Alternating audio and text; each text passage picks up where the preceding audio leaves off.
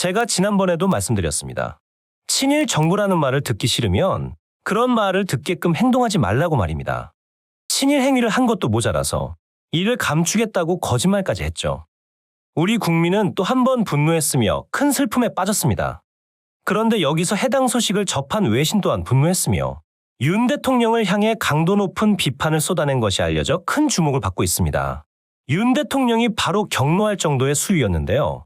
이렇게 속 시원한 비판은 찾아보기 힘들 겁니다. 대한민국을 올바른 방향으로 이끄는 움직임. 영상 시작에 앞서 혹시 괜찮으시다면 구독과 좋아요를 정중히 부탁드리겠습니다. 사도광산 세계유산 등재 관련 협의라던 것은 결국 역사를 팔아넘긴 외교 참사임이 증명됐습니다.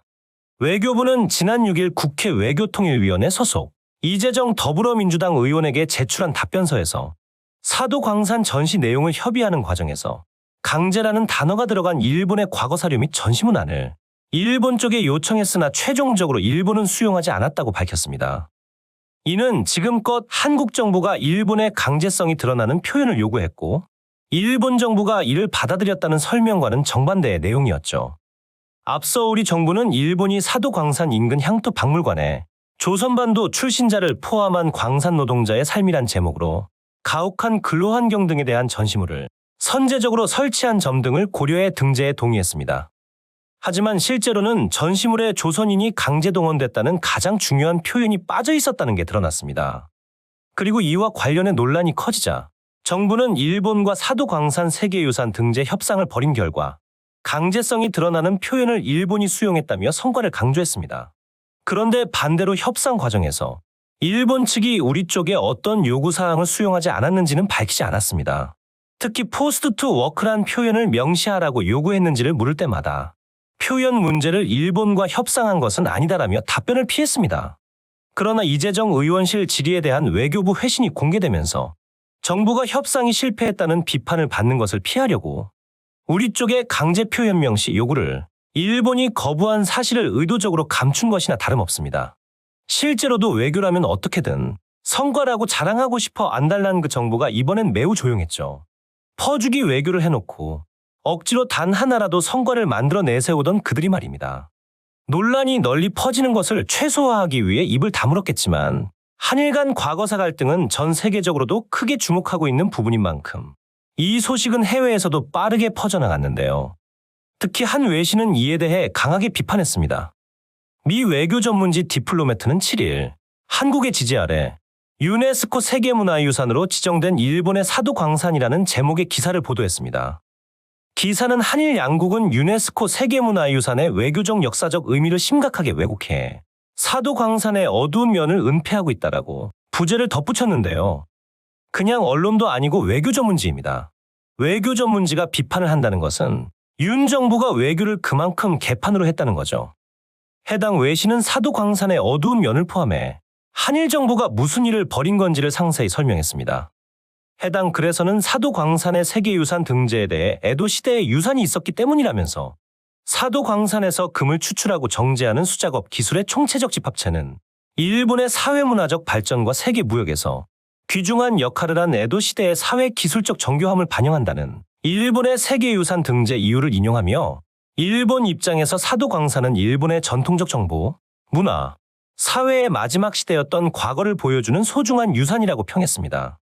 이어 메이지 유신 이후 사도광산이 일본 제국주의의 군사기능과 해외기업에 자금을 전달했다라고 언급하며 당시 이 광산은 조선인의 강제 노동에 의존하고 있었다고 짚었습니다. 그러면서 사도광산의 조선인 강제노동자 수는 1200명에서 1500명에 달한 것으로 추정된다. 히로세 테이조 후쿠오카대 교수는 그 수가 최대 2300명에 달할 수 있다고도 추정한다라고 지적했습니다. 또한 기사는 일본 정부가 약속한 조선인 노동자 상설 전시관이 한국인들의 분노를 일으켰다며 그 이유로 전시관이 사도광산에서 도보로 이동하기 너무 멀어 관광객의 방문이 어려울 뿐더러 강제노동에 대한 언급이 전무한 채 모집, 배치, 징용 등의 단어만 사용해 법과 규정에 따라 조선인이 작업에 종사했다는 표현을 사용하고 있기 때문이라고 지적했습니다. 또한 당시 조선인 노동자들의 실태에 대해서도 조선총독부는 노골적인 납치와 인신매매를 수반하는 강제노동자 모집과 확보에 적극적으로 관여했다라며 사도광산의 조선인들은 임금을 일방적으로 삭감당하고 수입의 일부를 의무저축제도에 넣어야 했다. 광산 도구, 다며 식료품 등을 구입하기 위해 돈을 내야 했다. 이는 조선인들의 현금을 빼앗고 탈출을 막기 위한 전술이었다라고 설명했습니다. 다음으로 기사에서는 한일 정부를 강하게 비판하기도 했는데요. 일본 정부가 아베 내각 이후 기시다 내각에 이르기까지 일본의 역사를 합리화하고 아름다운 일본을 선전하는 수정주의적 민족주의 신조를 채택하고 있다고 비판하며 사도광산의 세계유산 등재 역시 그 일환이라고 강조했습니다. 또한 윤 대통령에 대해서는 기시다 내각이 자국 역사를 세탁하는 데 있어 발견한 완벽한 공범이라고 표현하면서 윤 대통령은 일본의 한국 점령을 근대화와 계몽의 원천으로 정당화하고 식민지 잔혹행위와 엘리트들의 협력을 미화하는 한국의 뉴라이트 운동에 힘을 실어주었다고 힐난했습니다. 그러면서 한 지역의 역사를 잘라내고 재단하는 것은 인류의 집단적 기억에 대한 심각한 잘못이다. 사도의 금은 순수했을지 모르지만 그 역사에는 불순물이 포함되어 있으며 우리가 좋은 것을 기억하려면 나쁜 것도 기억해야 마땅하다. 역사적 기념을 위한 자리에 기억상실증과 역사부정은 설 곳이 없다고 충고하면서 기사를 끝맺었습니다. 일단 속이 시원한 비판이기도 하지만 한편으로는 우리 정부가 일본 측에 했어야 할 말이었던 만큼 이를 외신을 통해 듣는다는 현실이 참담하기만 합니다. 무엇보다 윤 대통령의 만행은 현재 진행형이니까요. 그는 사도광산 세계유산 등재권으로도 모자라 독립기념관장 자리에 뉴라이트 인사를 임명했습니다.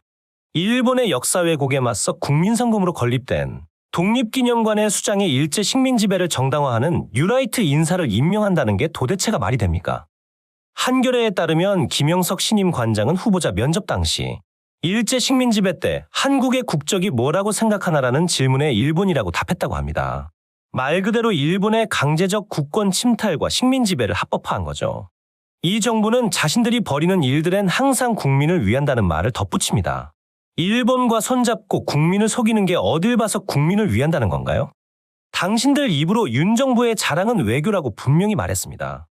그런데 외교 실패를 넘어 역사까지 팔아먹었습니다. 이건 외교가 아니고 외교죠. 외교란 말입니다. 곧 있으면 광복절입니다. 그리고 윤 대통령은 광복절 경축사를 하겠죠. 그러나 윤 대통령은 이번에도 일본의 과거사 반성 및 성찰을 촉구하는 말은 전혀 하지 않을 것이고 자유를 위협하는 세력에 맞서 싸우기 위해 사이좋게 지내야 할 이웃이라 칭할 게 뻔합니다. 이번에 사도광산건에서도 보여주고 있지만 애초에 그는 지난 2022년과 2023년 당시에도 이런 식이었거든요. 해가 바뀌어도 똑같습니다. 이들은 분명 집권 이후로 끝까지 오만과 독선으로 일관하다가 지난 총선에서 참패라는 성적표를 받은 터였습니다. 윤석열 검찰총장이 대통령이 됐던 그 민심이 크게 돌아섰다는 거죠. 그리고 이 같은 결과에 대해 현 정부는 국민의 회초리를 겸허히 맞겠다며 쇄신과 반성을 약속했습니다. 그런데 지금 하는 짓을 보면 정반대입니다. 자신들이 회초리를 넘어 몽둥이를 들고 국민과 야당에게 겸허히 맞으라며 때리고 있습니다. 아무리 봐도 본인들이 총선에서 압승한 것처럼 행동하고 있죠. 정말로 공포스러울 정도의 현실 부정입니다. 오늘 소식은 여기까지입니다.